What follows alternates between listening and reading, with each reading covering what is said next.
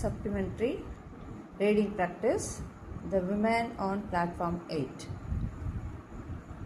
I was going to refuse out of shyness and suspicion, but she took me by the hand, and then I felt it would be silly to pull my hand away.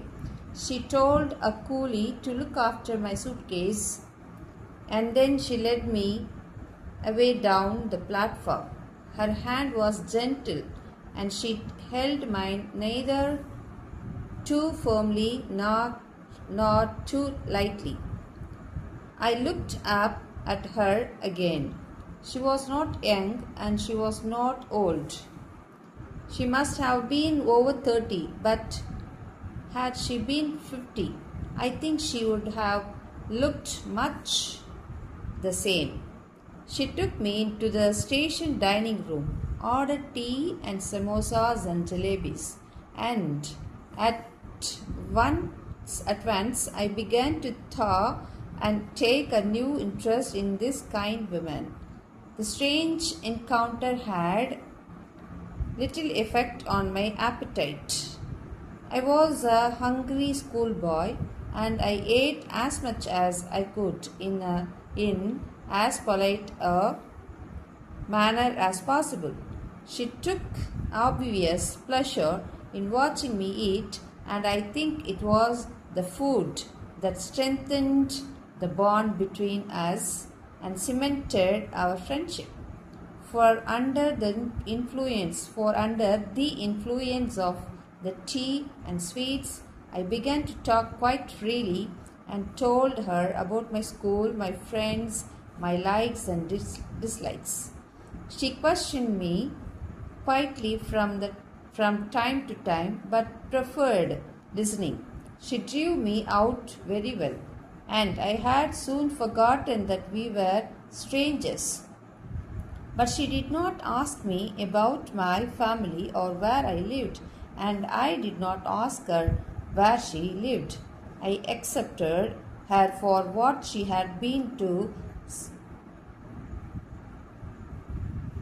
me, a quite kind and gentle woman who gave sweets to a lonely boy on a railway platform. After about half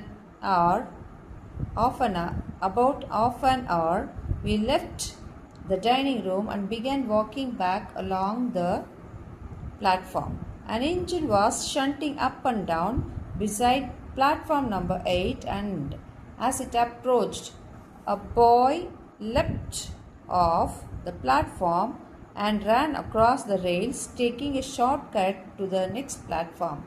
He was at a safe distance from the engine, and there was no danger unless he had fallen. But as he leapt across the rails, the woman clutched my arm. Her fingers dug into my flesh, and I winced with pain.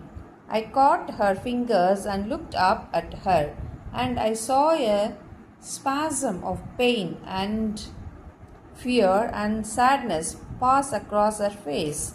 She watched the boy as he climbed other platform, and it was not until he had disappeared in the crowd that she relaxed her hold on my arm. She smiled at me reassuringly, and took my hand again, but her fingers trembled against mine. He was all right, I said, feeling that it was she who needed reassurance. She smiled gratefully at me and pressed my hand. We walked together in silence until we reached the place where I had left my suitcase. One of my school fellows, Satish, a boy of about my age, had turned up with his mother. So up to this we complete first section 1.